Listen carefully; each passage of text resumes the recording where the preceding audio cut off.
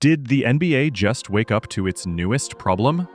Because right now, the league has an Alperen Şengün problem, and it's not going away anytime soon. He's only 23 years old. He just outplayed Nikola Jokic, a 3-time MVP, in front of a roaring European crowd. And now, he's teaming up with Kevin Durant to form one of the most dangerous inside-outside combinations we've seen in years. This isn't hype. This isn't a fluke. This is the story of a player who went from overlooked prospect to international MVP to one of the most unique big men the NBA has seen in decades. And if you're still sleeping on Şengün, it might already be too late. The rise of Alperen Şengün was on full display at EuroBasket. Turkey didn't just win, they dominated. A perfect 6-0 group stage led in points, rebounds, assists, and efficiency by the young Rockets star. But the defining moment came when Turkey faced off against Nikola Jokic's Serbian squad. Jokic, the reigning king of big men, put up his usual dominance. 22 points, 9 rebounds, 4 assists.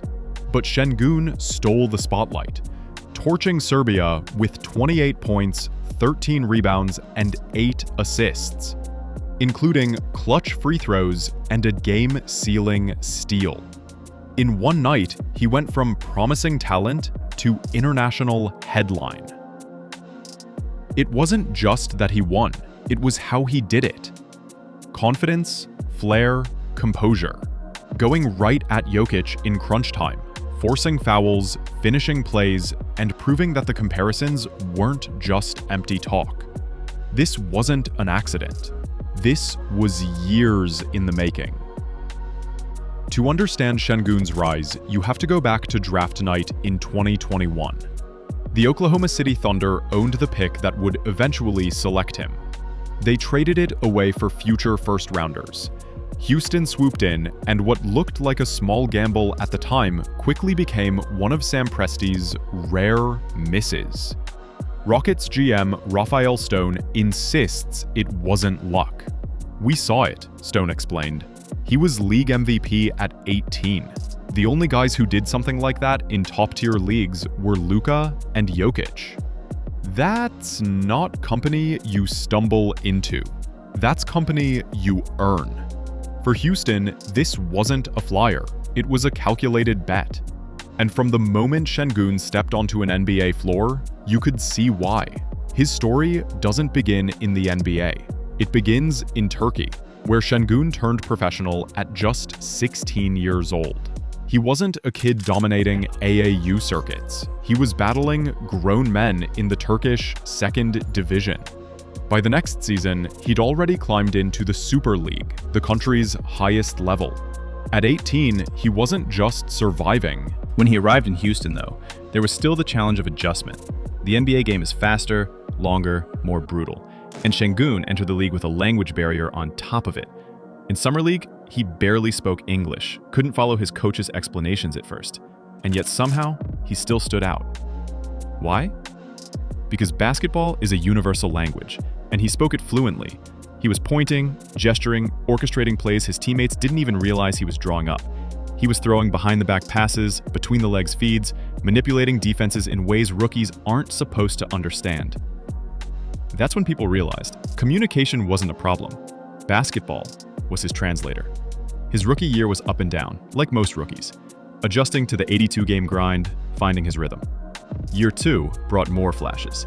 No-look dimes, crafty footwork in the paint, but Houston was still in rebuild mode. Over 2 years, they won just 42 games.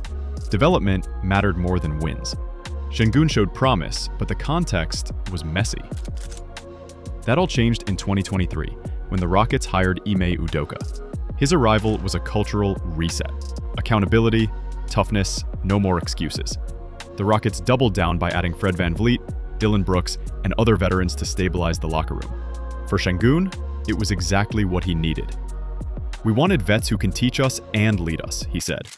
The kid who had been carrying a rebuilding roster suddenly had guidance, structure, and accountability. Year 3 was when it all started to click. Sengun averaged over 21 points and 9 rebounds per game, career highs across the board. His offensive skill set was undeniable, but what impressed most was his effort to improve defensively. For the first time, he wasn't just a highlight machine, he was reliable. And then, the setback. A late-season knee injury cut his campaign short. But instead of slowing down, Sengun used it as fuel. He spent 5 weeks at P3, a sports science facility in California, retooling his body. He came back stronger, taller, measured at 6 feet 11 inches, and more explosive. Trainers marveled at his flexibility, calling him one of the most hyper-mobile bigs they'd ever tested. He could twist and contort his frame in ways that created passing angles and finishing moves few players could even imagine. By year 4, Sengun wasn't just improving, he was breaking out. He became an all-star. He held his ground defensively in ways that even Udoka admitted he hadn't trusted him with before. He stayed on the court in crunch time. He became a late-game option, a player you wanted on the floor when everything was on the line.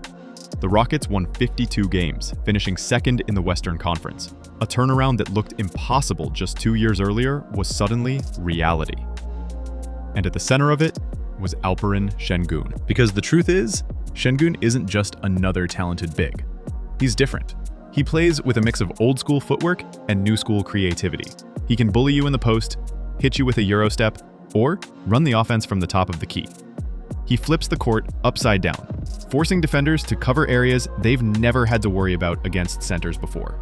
He makes the game unpredictable, he makes it fun, and he makes the Rockets dangerous. So, what happens next? Maybe Houston becomes the surprise contender of the Western Conference. Maybe Şengün cements himself as one of the top 5 bigs in the game. Maybe we look back in a few years and realize that the Durant-Şengün pairing was the start of something historic. But one thing is clear, the NBA has a problem, and his name is Alperen Şengün, and it's only getting worse.